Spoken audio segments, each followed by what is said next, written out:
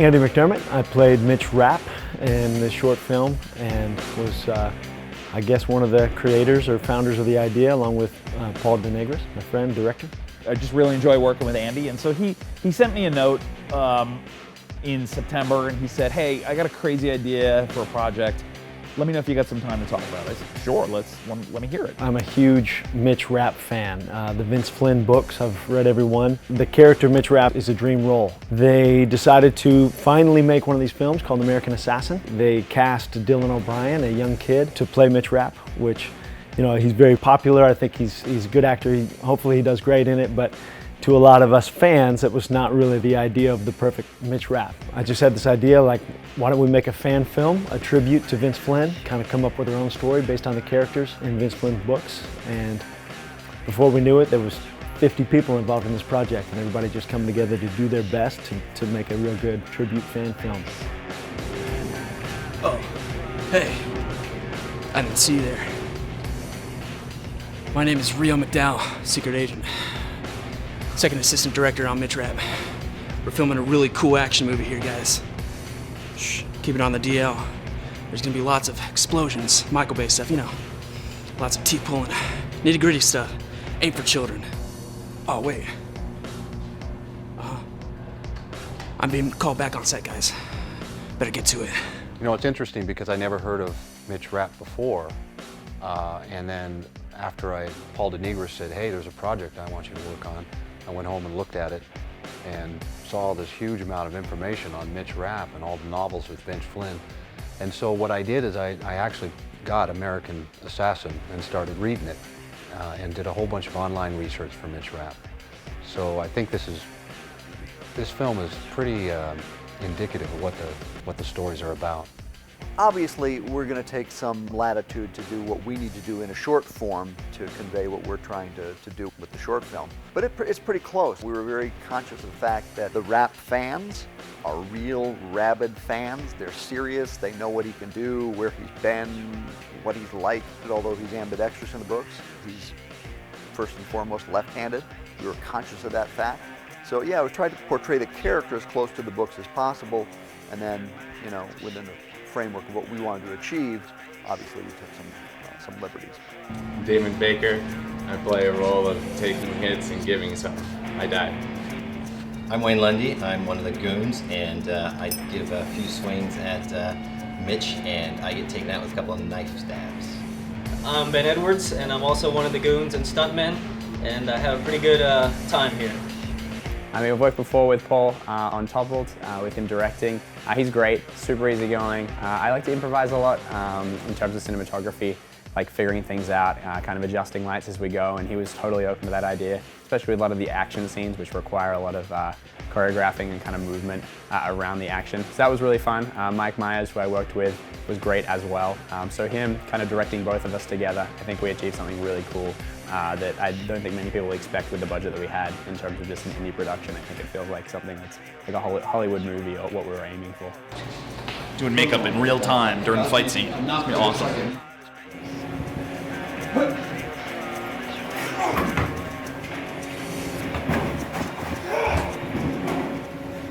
I was the key grip on Mitch Rapp. Basically, I went in before everybody else with all the electric crew, and we rigged lights and we got that all set up so that we could have the scene set up before the actors got there, and it made the process run a lot smoother. My favorite moment was actually a few days before we started shooting when we were testing the torture rig. Got to tie up director Paul Denegris to test it out and hold him hostage for our grades, and that's why I've got an A now. My first time being on a real set was very intimidating because of how long the hours were, but you were constantly moving the whole time, so it was all good, went by really fast. But we were all super tired by the end of it. Editing Mitch Rapp is extremely different than anything that I've edited before. I've never really edited a true action film, and editing it is extremely difficult. There's so many different takes, and there's so many different ways to edit it. It's a lot of fast cutting, so it gets pieced together very slowly, and we were running 2 cameras at once at least at all times. So when you look at a take, there's 2 sets of footage for that, and there's 5 takes for each shot, and With the fast cutting, we have to go back and forth consistently, and it's extremely different than anything that I've edited before. It's very time-consuming, very difficult to get the right pacing, but it's a lot of fun. I will say I've never been more on my feet than ever before, because having to do lighting, it was whatever the cameraman needed, I would always ask, hey, Jordan, do you need this? Do you need that? Where does this light need to go? Everything's set up, Jordan, everything's good. We did a pre-light, and so during the pre-light, we managed to get all the lights however they needed to be before set actually went and rolled. So everything was done right off the bat or beforehand, and so we had very little issues with, oh, maybe this light needs to be here or not, or where did these go? This filming experience compared to other sets was way more intense.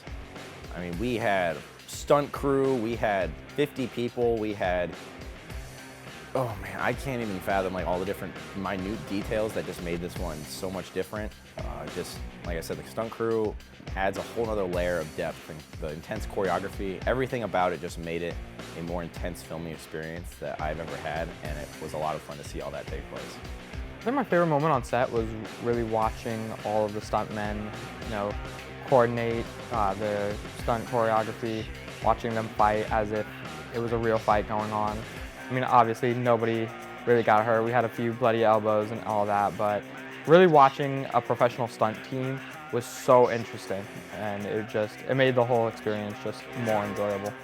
You know, this film had a pretty significant pre-production cycle because, not in terms of time, we had very little time. We were really trying to compress a major pre-production cycle into a very, very short amount of time. So I kept using the phrase, I'm producing my ass off on this movie. Because it really felt like it. It felt like I had never worked this hard as a producer, at least not in a very long time. One of the biggest challenges was finding the right locations, and we scouted different locations. We had one that we thought was locked in, and then that didn't work, and then we had a backup one, and that didn't work, and we finally ended up at the Barrister Building in downtown Phoenix. My favorite moment on the set was helping Jordan, making sure he was set with the lenses and whatever was required for the shoot that was coming up. I've been a martial artist for a long time, so physically I was prepared. But you break it down just like you do any other scene into its elemental parts. First you go through the gross motor movements, you decide what's going to look good, what the character would do, how that character would fight. Dragovich, my character, was kind of a weasel, so he's going to be trying to stab you from behind, trying to sneak up on you. You're standing. Yeah, you need to go down your knees for the wrist. Well, let me see the position when the actual breakdown. So the wrist is already broken, knife is already out.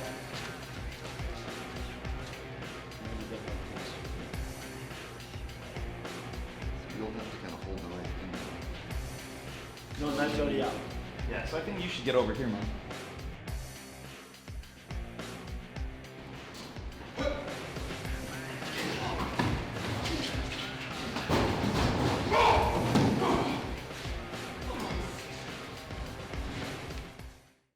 Patrick, can you go over here? I need you to adjust the sensitivity. Adjust my sensitivity. Let's keep talking. That's a terrible thing to do to an actor. Can I tell you that right now? So, what's your role in this?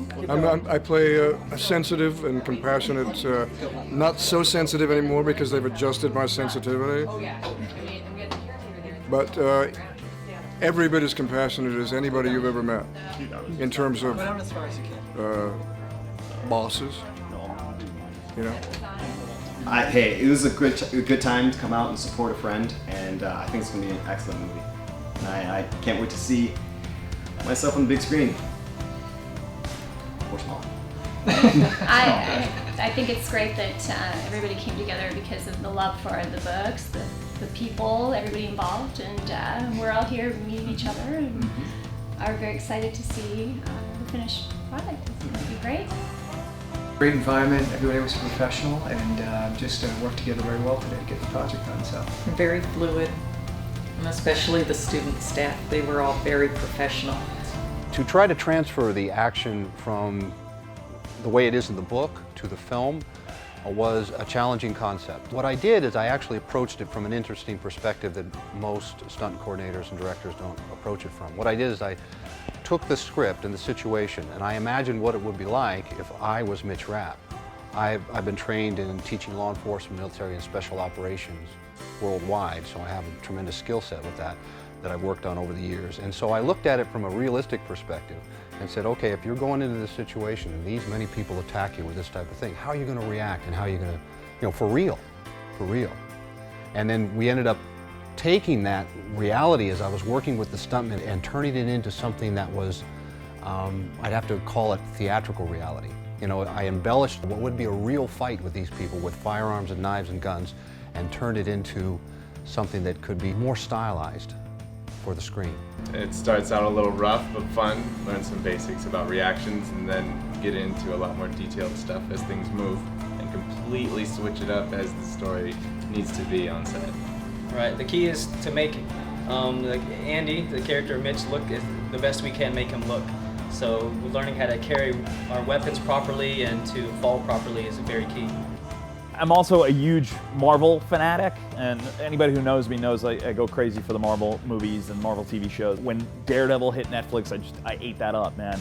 The martial arts they do for that show, particularly whenever it's Daredevil versus, you know, a dozen guys in a hallway, love that stuff. So I said to Briscoe and I said to Andy, if we're gonna do this, I want this to be our Marvel audition. I want this to be the thing that makes people go, oh, okay, these guys can play in that kind of universe, that echelon of production. So we said, let's do a hallway fight that rivals Daredevil.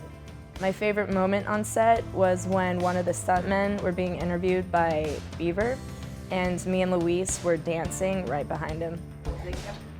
Oh man, to prepare for the fight scenes, it's funny. I'm always into fitness and you know, I do some cheesy Zoolander modeling and stuff in LA, so I kind of always have to look a certain way. It's always easier to stay ready than be ready. And the first time I went to do any kind of like turning kicks or jumping kicks, things were kind of tight, and I was like, is that good? Did I hit him in the face? And I was working out with my buddy. I was like, how about this one? Did I get him? And then he's like, yeah, you got him right in the ankle. I was like, how about this one? He's laughing that, you know, my kicks are about this high, so I had to really get my flexibility going and had to kind of practice just kind of a crash course and getting flexibility back and getting some technique back. But it was fun during the actual filming because, you know, how often do you actually get to do that stuff with real stunt guys flying at you from all different directions? So that was a blast. Great.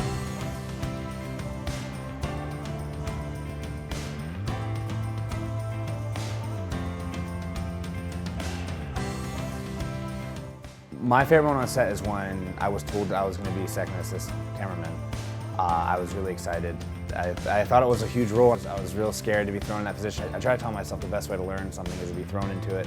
And I got a chance to assist Jordan switching out lenses and stuff like that. Paul let me actually, you know, shoot the final shot that we did at the school, so that was exciting. I mean, it's really hard to mess up because it was just a still shot, but it was still a great thing. You know, Paul was okay with me being behind camera on such an important project. It makes me feel good. It makes me feel like I'm doing my job right and just being there and, you know, throwing myself out there and things like that.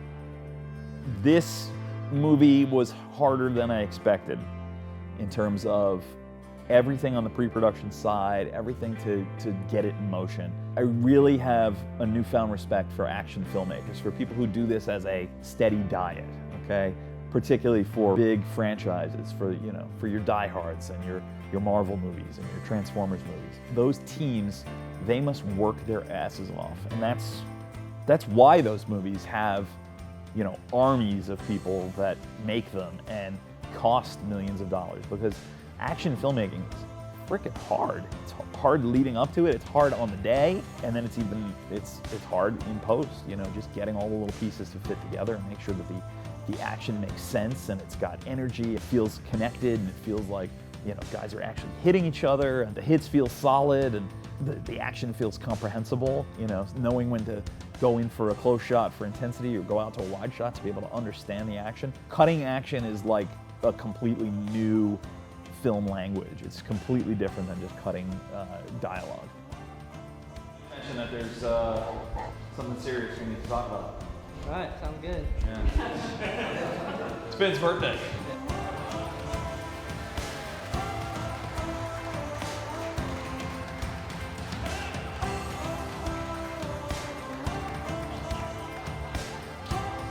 Working with James Morrison, Andy McDermott, Iman Saman, Steve Briscoe, Rich Ryan, and the stunt crew as a whole was freaking awesome. I mean, going from the slow State Department scene that builds up to all the action, to the sudden, intense, gritty torture stuff, and then all of a sudden to the awesome action-packed adventure of them traveling up to the rooftop, and then the final climactic fight. All of it was just, it was like I was in Hollywood seeing these huge professional actors, you know, doing the best that they can. I didn't expect how hard it was going to be and how exhausting the shoot would be. There was a point when we were on the roof on the second day, and we ended up going, I don't know, 2 or 3 hours over on the second day. There was a point when we were on the roof and I was just like, I'm so tired, I'm having an out-of-body experience. I felt like my aura was just drifting out of my physical shell because my body was so tired that I couldn't hold on to it anymore. And it was just like, I don't even know. I got in the car and I drove home and I laid in bed and I just went, I don't even know what we shot. I hope it turns out. Because I literally couldn't remember a single shot that we had shot on the roof. I was that tired. I'd have to say my favorite moment on set was probably when at the end, when we're on the rooftop, we were shooting a shot of Andy and Iman. We're kind of doing a long take and it was getting more cathartic because we're towards the end of the shoot and almost finished. And Paul ducks into frame and then there's kind of a big family moment where they all hug each other and then Paul gets his head snapped and it's all fun and violent and cool. But it was really nice just to see like the kind of the family that had been built up over just the 2 days that we shot. We were already so close, I guess, as a production team. It was a big love fest at the end. Like everybody, I think, had a great time, and I think all my students that were on the shoot had a great time. A number of the people who were new to a UAT set commented. They said, I can't believe these guys are all students. I can't believe that this is not a professional crew. And 2, the comment was, this isn't just a crew, this is like a family. You guys are such an amazing team, and this is just such an amazing group of people that you have around you. And I said, yeah, they're my students. They're pretty damn awesome. I'm pretty lucky, you know. It was a hard movie to make, but this was the right team to make it.